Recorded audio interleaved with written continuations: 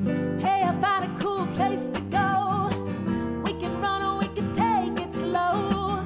Won't you come with me? Completely off topic. Mama said I never make it big. Well, Mama, I don't really feel that way. Won't you come with me? Completely off topic.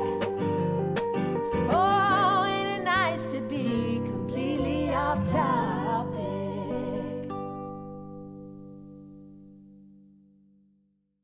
Hi, thanks so much for joining us again.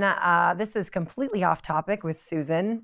And Meg. And where we talk to Calgary-based female artists about their bodies of work. We have a musician with us today who also is an actor and a painter, because why not, right? Kyla Ferrier. Hey!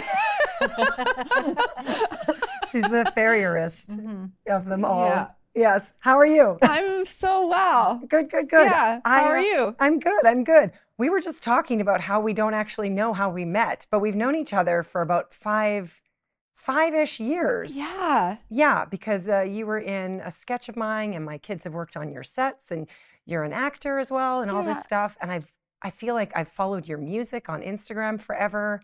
But I was just wondering, like, where did you grow up? I was born in kind of northern BC in a place called Terrace, and then I grew up kind of like younger kid years in Powell River, which is on the coast of BC. But it's like a little bit remote. You have to take ferries to get there from Vancouver. So that was like pretty idyllic, like small town, ocean, childhood kind of thing. And then I was a teenager in Chilliwack.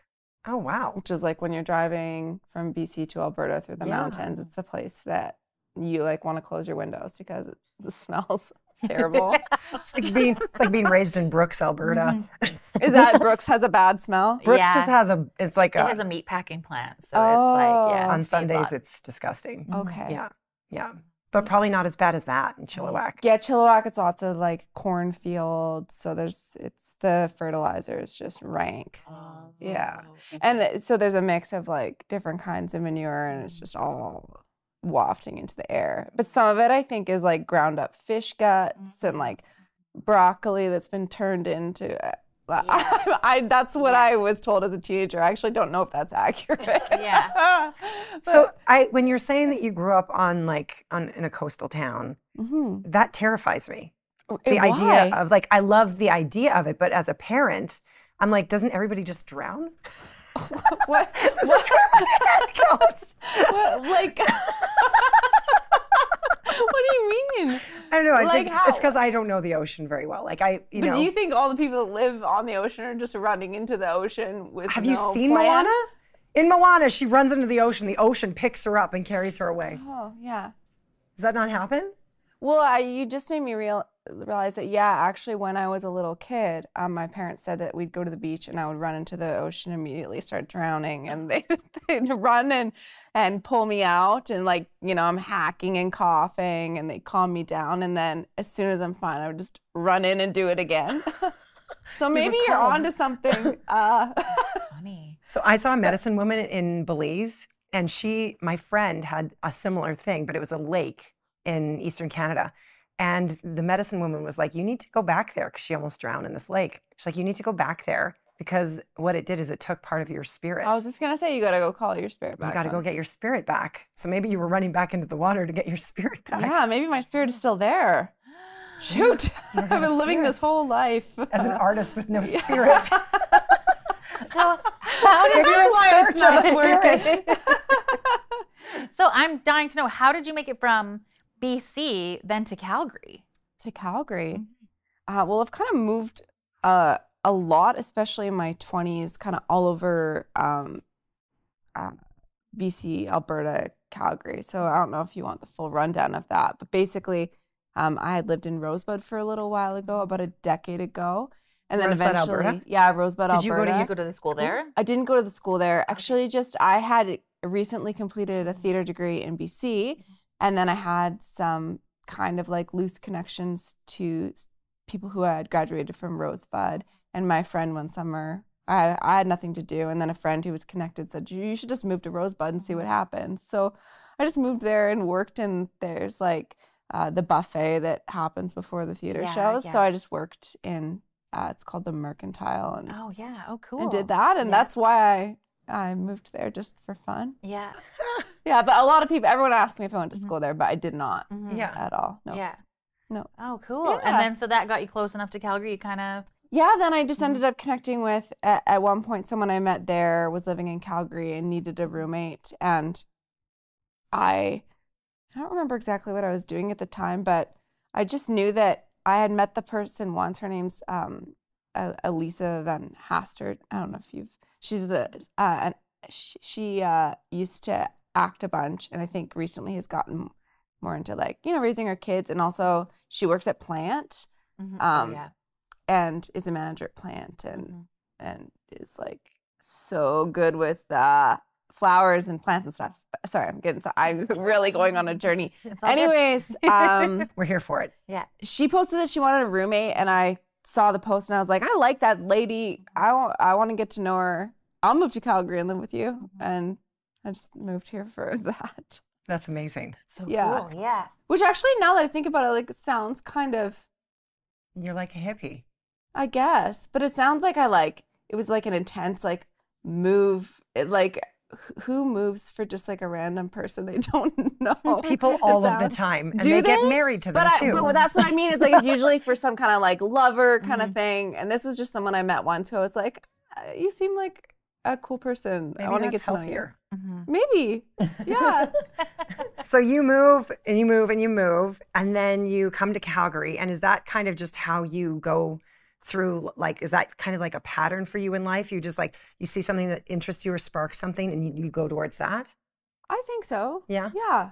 And I think especially in my 20s, it was much more with moving. I was in that pattern.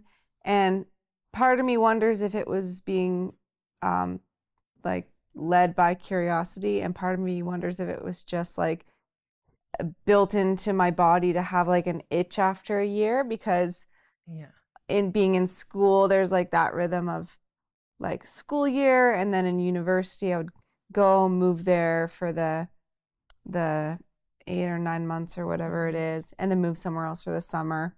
And I think I just kept going in that cycle until I was in my early 30s of like at least once a year I'd be like, well, I gotta move. If it wasn't the city, then I would move places, and I never lived anywhere longer than a year.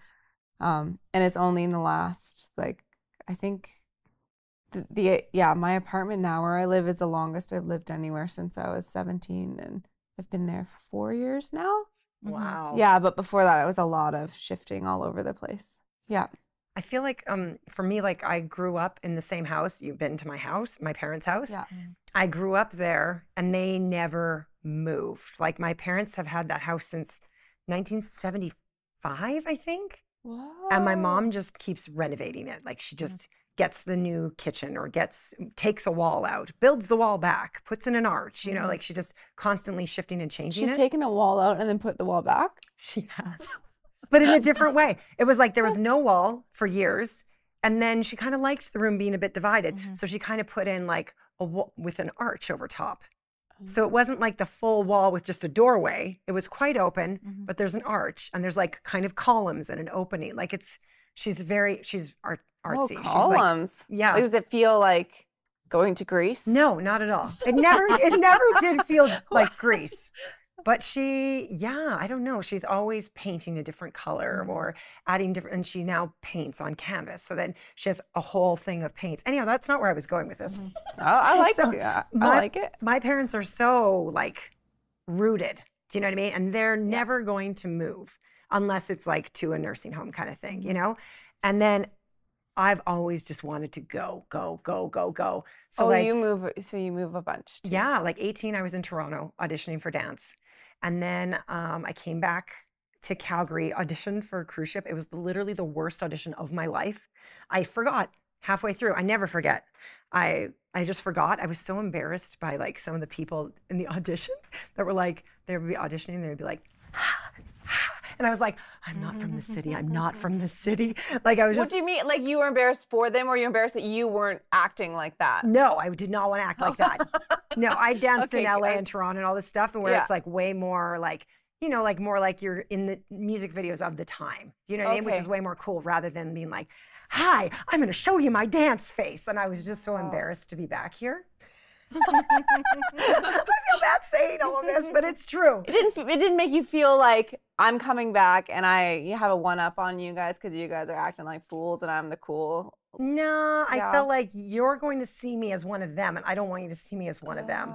But so anyhow, I messed up the audition. And then 6 months later, I get a call. Wait. How did you mess up the audition? I just forgot the dance. Like they teach you a dance, you do it a few times, whatever. I just kind of forgot it. And I was just like, I'm not even here. I'm just done. But for whatever reason, they call me 6 months later. They're like, hey, we have a cruise ship that starts in about 2 weeks. One of the people that are supposed to be on it can't be. We need somebody who doesn't need a visa. So in Canada, we need somebody 5'9". So can you do it? I'm like, how am I even on this list? They're like, oh, you passed the audition. I'm like, how did I pass the audition? Literally the worst audition of my life. And that's the one I get. Anyhow, so then I'm on cruise ships, and then I moved to Vancouver, and then I'm on cruise ships, and then I moved to England, and then Ibiza, and then I'm on cruise ships. And then it's like we decided we're going to go to Calgary because it's the cheapest place to invest my ex-husband's English. So it was like England just went up 100% in their real estate market. So we're like, we'll go start in Calgary, but we'll keep moving. Well, he did not want to. He was rooted. He wanted to stay here. So we did move houses. Like we bought a house, then we moved to a different house, but only a few. And then he was like, we had a house and he was like, I'm good. And I'm like, no, but with your work, we could like travel. We could go to Australia. You could just transfer. We could go to Spain. We could go. And he was just like, oh, I'll check. But he told me after we were getting divorced, he's like, I never checked. I'm like, what? He never wanted to move. He didn't want to do that anymore. Whereas I'm still like that. Like I go to Toronto, I go to Central America, South America. I'm always like, I feel like I'm the same. I have a place I can always come home. And I feel like maybe it's because my parents are so rooted. I can always go back to my parents. Yeah. I can't, I would never, but you know what I mean? So I feel like I just want to go and see where the world is and what people are doing and just not be stuck, something like that, you know? Yeah. How about you? You've always been here. Yeah, I've always been here. I mean, I lived in Lethbridge for when I went to university. Wow. What was that like? Lethbridge? It was bustling. You guys. So nice. I can't tell if I've never been to Lethbridge, actually. No. It's beautiful. It's lovely. It's brown. So the 8 months that you're there, from like September to April or whatever, it's dry and brown. And then did I say April to September? September until April, like through the winter, it's just brown. And then there's like 1 month that no one lives there because there's no school on, that it's like beautiful and lush. I saw it once. I was there for like 4 years and I saw it once. That it was lush. I have a friend who went there and said she used to walk to school and a deer would walk alongside her. Yeah, like it's beautiful. Yeah. It's picturesque, and like Lethbridge itself is a beautiful landscape. But yeah, it's a little town. It's not like you're there for school. It's not like, you know, city life. It's like cheap. My friends went there, like they would go to University of Lethbridge. They said they did a lot of drinking. Yeah. And then they went to U of C to get the rest of their degree, but it was like, or the other way around, so that they got it cheaper. And it was, they enjoyed it more because it was a smaller vibe. Like it was definitely a fun like campus student life for sure. I went to Mount Royal first and then their theater program. And then I needed to upgrade if I wanted to go to U of C or to go to U of A. And I didn't want to spend that much more time in school. So U of Lethbridge took me as like a third year student. So I went there and I finished my BFA. And then I decided that I should be a teacher. And I got my ed degree down there too. But I'm not a teacher. I did not enjoy that aspect. You did not? No. I taught for a few years and I hated it so hard. Just hated it. It's like you were trying to find a nice way to say it. And you're just like, no, I hated it. Before it came out of your mouth, in my head, I was speaking for you, and I was like, I hated it. I did not care for teaching. Did not care for that life at all. What did you hate about it? I hated the bureaucracy of the public school system. That was like for sure. Turns out not a huge fan of kids, actually. I could take a so like that. You hate them. I didn't hate them. They were the most tolerable part. I hated their parents. And and then I feel like I would feel the same. other teachers, like being a teacher is a really hard job. Didn't like there were some teachers who I loved so dearly, and there were some teachers that I was just like, I can't believe you're like taking this like arguably like such important practice and just treating it like garbage. Like I guess also that like I had a respect for what the purpose of the job is, and I just saw people just not respecting that, and that really grossed me out too. So all those things made me just really hate the environment. I have to change my spot. Yeah. So I taught when Jace was little. I went to a school in kind of in the Acadia Fairview area, and I was teaching hip hop because I was like a friend of mine, like a dance friend. Her mom taught there, and she was like, "We need somebody to teach a dance program." I'm like, "Oh, I would do like a week. Someone would do it."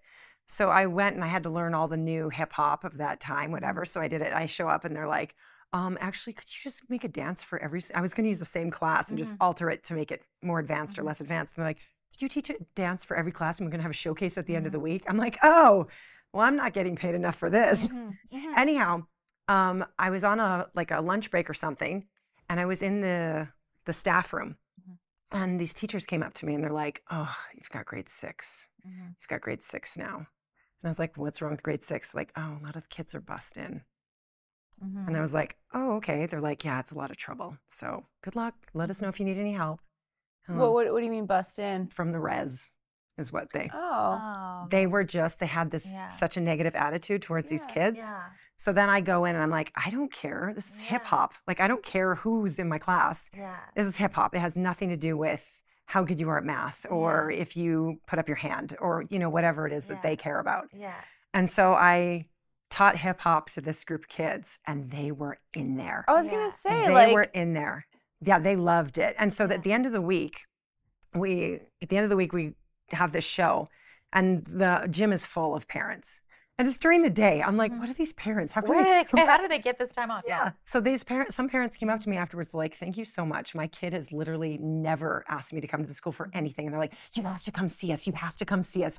And like all this, it was so cool. And it was literally just because gave them a chance, didn't care. It's art, it's dance, have fun with it. And they were so invested. They wanted to look so cool. And I took a lot of stuff from music videos. So then they were like, yeah.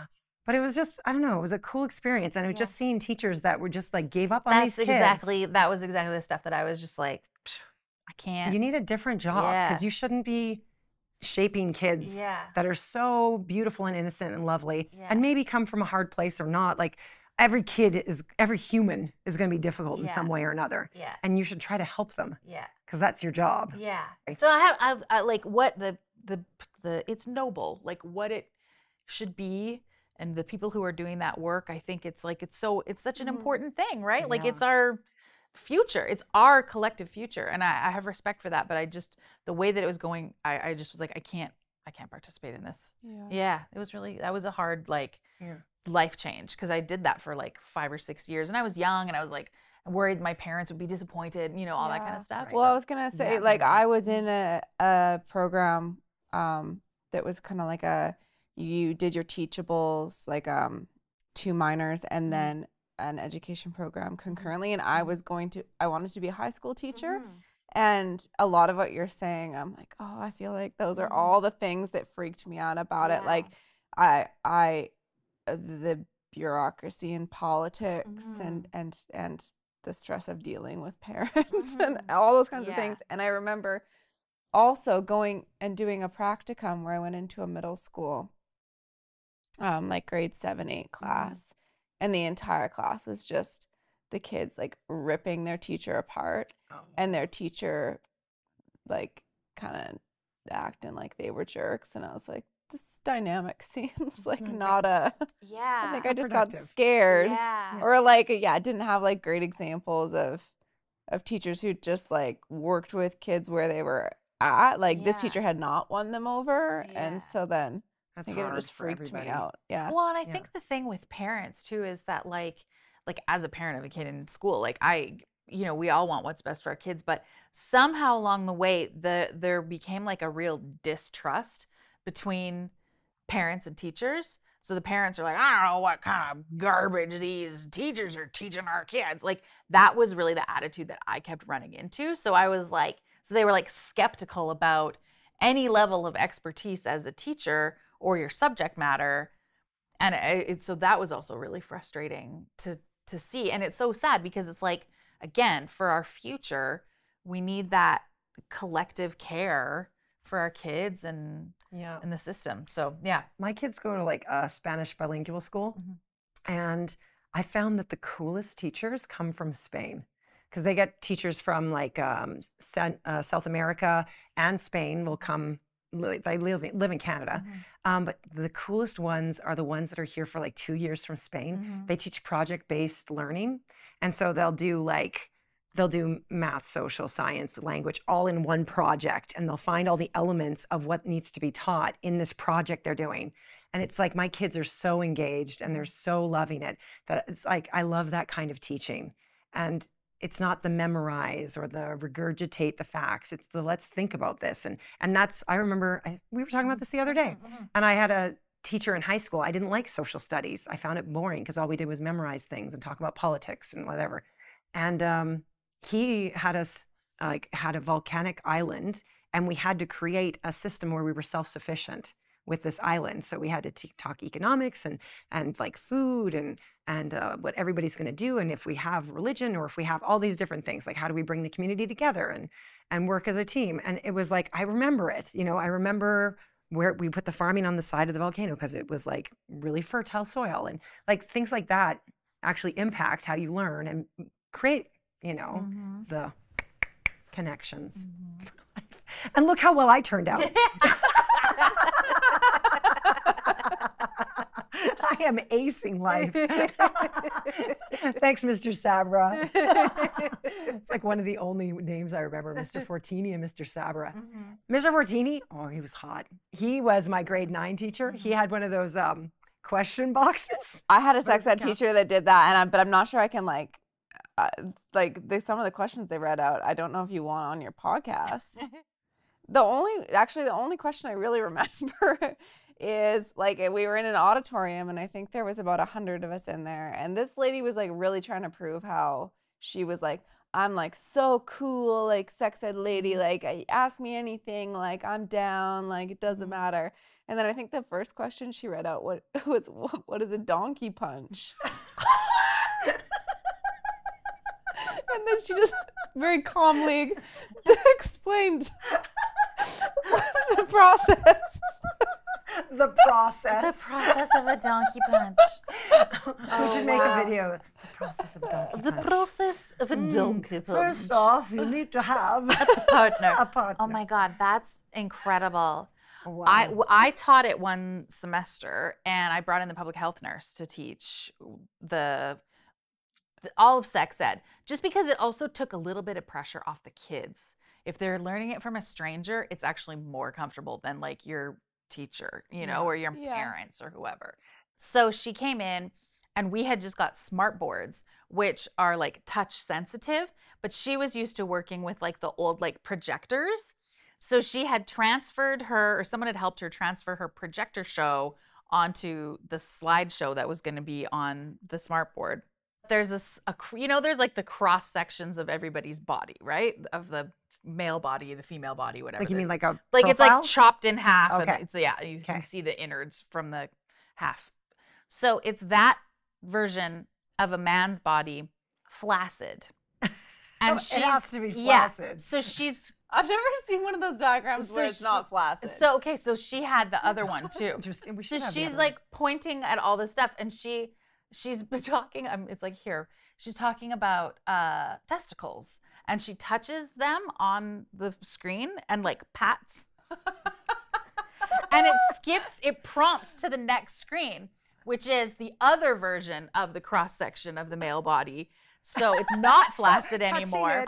Yeah. So in like patting the testicles, now it's like, and she just like didn't even miss a beat. And she's like, and that's what happens. When you pat them like when this. you pat them, and she's like, Oh my God, everybody was laughing. And she had the kids, like they would ask her anything after that. And she was like, yeah. But I That's remember a good being little like, shtick to this get is, it yeah. started. Oh, Yeah, amazing. it was so funny. But none of us, she didn't know that touching. Oh, she didn't know that that would happen. Know that that would happen. So she's But just I like, she did that from like anytime from then on. Yeah. Yeah. That's a winner. Yeah. It Oh. was really funny. That's beautiful. Yeah. She was so great. And the kids were so grateful to her. And yeah. So sometimes they get it right. Like sometimes they're so awesome. Okay, what was your parents' talk with you? The birds and bees talk. How was that delivered? My parents did no talk at all. Sounds ever. about right. I learned everything through my middle school best friend. Yeah. Through experience it with the best friend or the best friend telling No, you? she just had the 411. Yeah. Older siblings? I have an older sibling.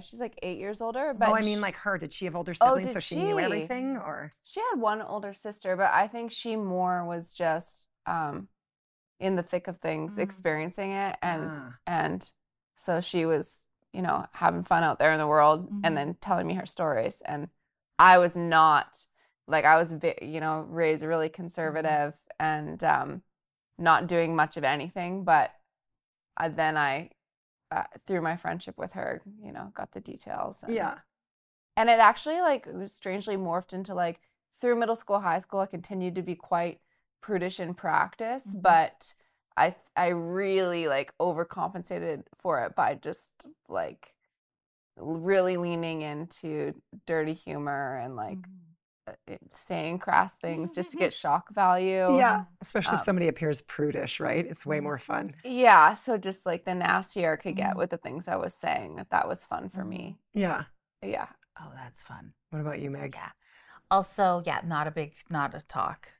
But I had some really good sex ed teachers. Oh. So we had this one teacher. She was so smart. She did not want to teach us sex ed, but she was the phys ed teacher. And so she just put us in this classroom, which was like a borrowed classroom from someone else who had a spare or something at the time. And she had a basket of tampons and a basket of condoms.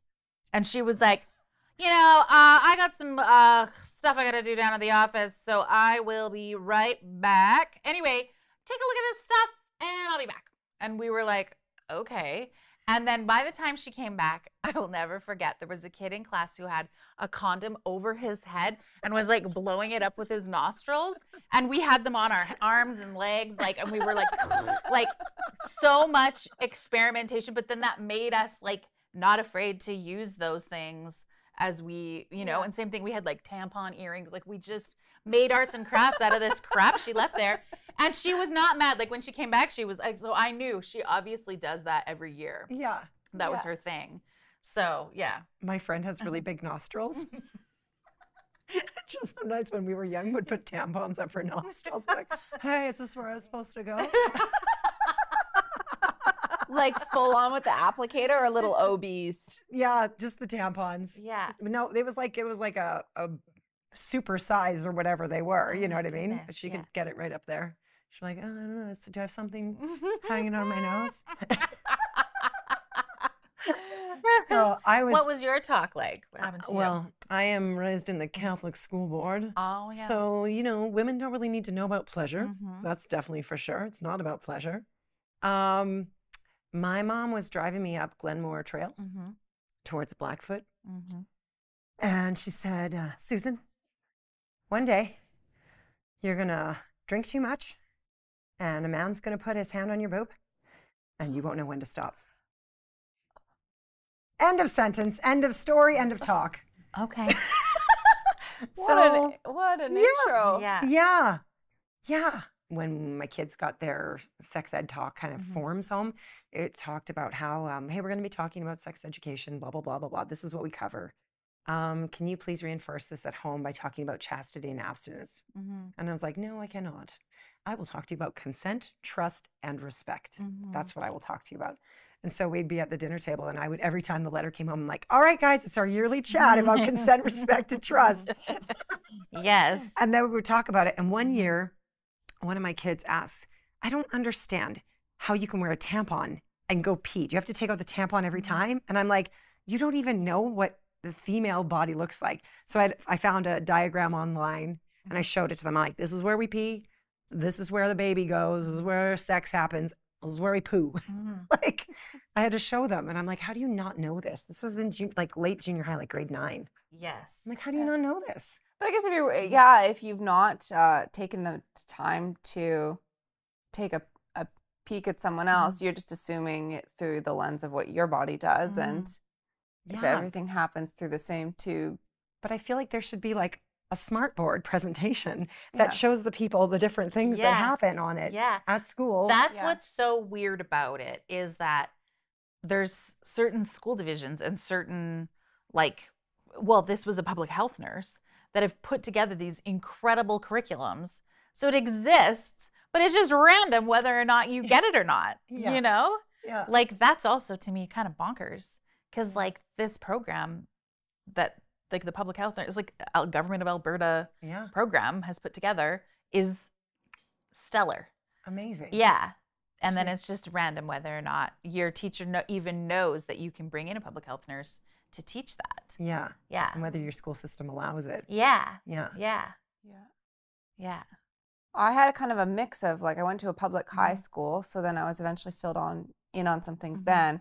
But because the initial teaching was in a small private Christian school, it was kind of something similar to what you were saying, Susan, where it's like just about abstinence, chastity, like basically just close your legs. Here's what happened, but just don't do this. Yeah. Yeah. Yeah. And that, like, because it was ingrained in kind of that, like, formative middle school-y kind of years, it's almost like in high school when we started getting information about sexual health, I was just kind of still in this headspace of like, well, I'm not doing that. So, you know, checked out, tuned out.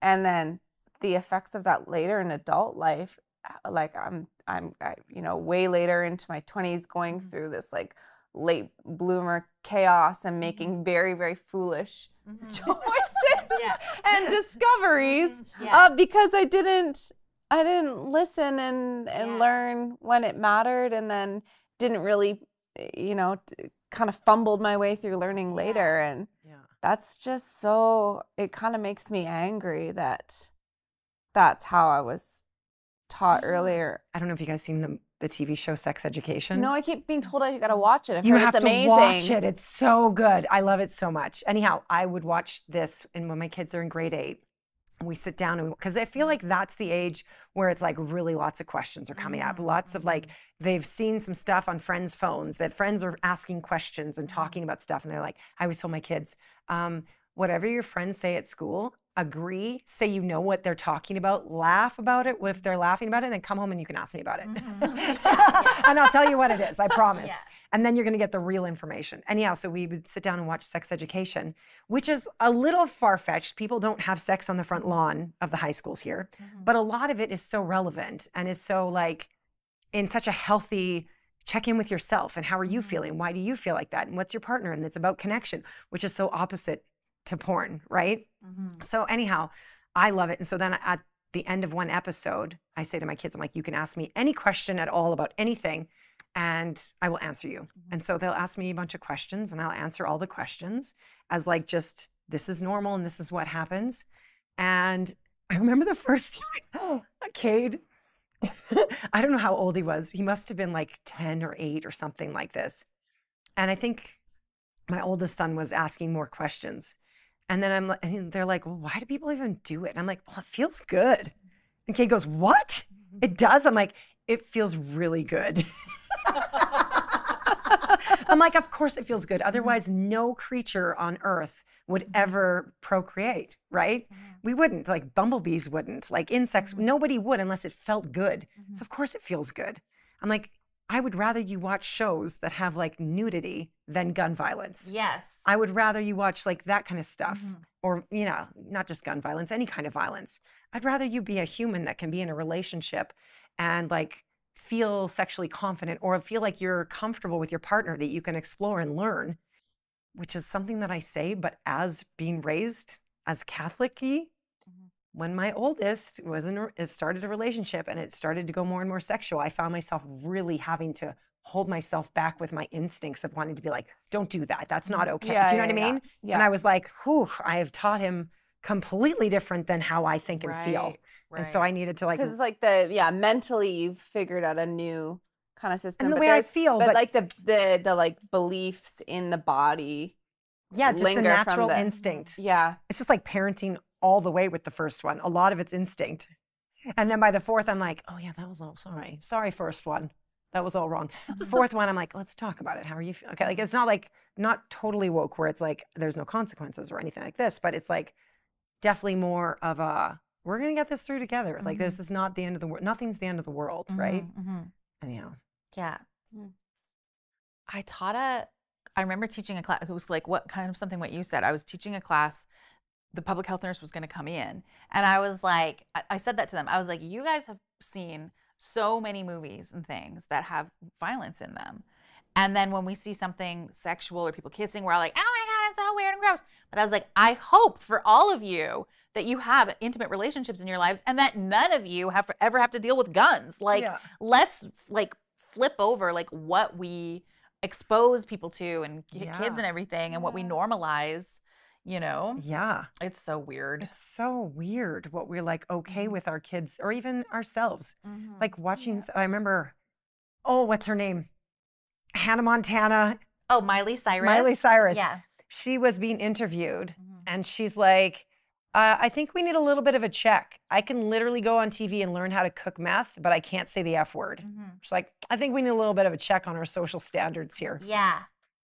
It's a bit of a mess. It is a mess. Yeah. And so I tell my kids, like, they're allowed to use swear words if they use it in the right context. As long as you not, because Cade went through a phase where he was like, frickin' this, frickin' that, blah, blah, blah. And I was like, dude, it's not a filler. It's not an or an and. Like, there's a purpose for this. And so, yeah, I'm like, I'm okay with you swearing as long as you're using it the proper way and you're not being disrespectful to the people that are around you kind of thing. So. Yeah. Oh, what a thing. I know that I use swears in a weird way. Like I know I have very colorful language when What do you mean in a weird way? Like, I don't know. Just the way that I stack them is like an unusual, it's an unusual way to Oh, I want to hear. yeah.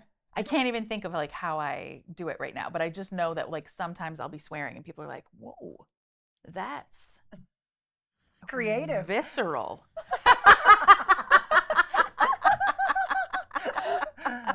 Yeah. Well, I'll have to stick around for bonus material. bonus, on yeah, YouTube the- to see yeah. what you actually The B say. side. Yeah. Yeah. I know Amazing. that. Yeah. Oh. Yeah. Well, even your phone.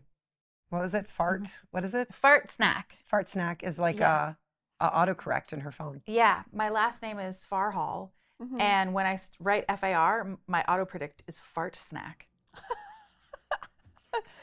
But it's also like of all the people in the world, I feel like, of course, that would be for my phone. Yeah. Yeah. Fart snack. So I saw not last, but I recently I saw you post that you were doing a residency in Jasper. Yeah. Is that right? What did you do there? So sometimes I'll get hired to go play at the Fairmont Lodge in Jasper, and they basically hire a musician for the month to play 5 nights a week. In the evenings, they have a main hall where the concierge and like check-in is, as well as a big restaurant. And it's just kind of a hub for all the activity of the resort. And in the middle, there's a big fireplace. And then beside the fireplace, there's a little station set up for musicians. So just go there in the evening and set up and sing covers and stuff while people are eating and checking in and hanging out.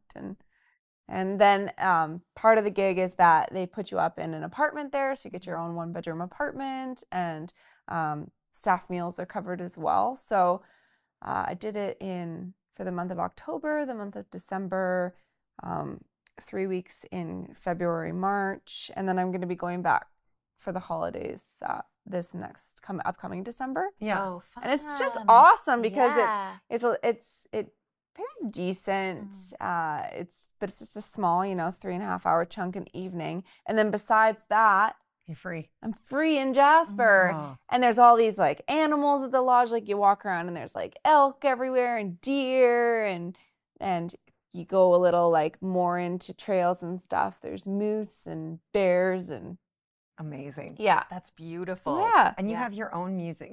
You write and produce your own music too. I do write and record. produce my own music. Yeah.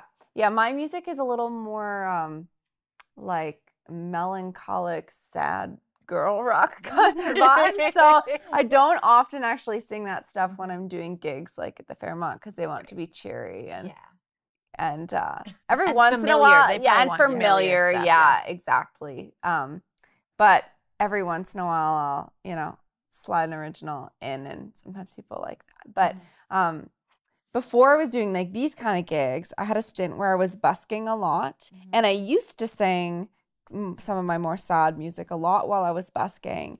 But that was also a discovery process of some people, you know, some people late at night walking around, they connect to that sad song and they like it and it's really meaningful to them. And other people do not want to hear the sad. And I remember one time singing a song that was, you know, meant a lot to me. It was a personal song. And a guy walking by on the street just yelled at me, "Jesus, sing something cheerful for God's sake." Oh, wait. I just realized I'm like yelling in the mic. I was like, "Jesus, sing something cheerful for God's sake." He was pissed. And it kind of hurt my feelings, but then it also kind of made me laugh. Now I'm going to sing a really sad song. Yeah. This guy just drove by. Yeah. Just singing about him. Yeah. Yeah.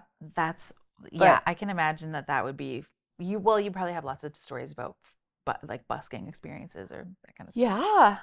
Yeah, there's some stuff that happens out there. Some people, I think because singing can be such an emotional thing, like there are these moments of connecting with people at different states, and a lot of people are very grateful for the music. But I think there's also maybe people who are living unhoused outside who are already like are having a hard time, and then something about the emotional charge of someone singing actually like really pisses them off. So I've also had people like come up and like spit in my guirs's case and throw garbage at me. Like just Have like you ever been like scared? pissed. Like, does it scare you at all? Actually don't really get scared of that. Like I don't, there are things that scare me in life, but I would say like aggression is not one of them. I feel pretty grounded and able to like clap back at people or deal with situations like that. Like I don't go into what, like as far as fight or flight goes, I just automatically like go fight and feel okay, but doesn't mean it like feels great. Yeah. But one thing I'll say is that one time this guy came up early on when I was busking and got up right in my face and was like, "You think you're good? Like you suck, like you're the worst, like you should go home and practice," and was saying all the stuff that actually a little bit did hurt my feelings.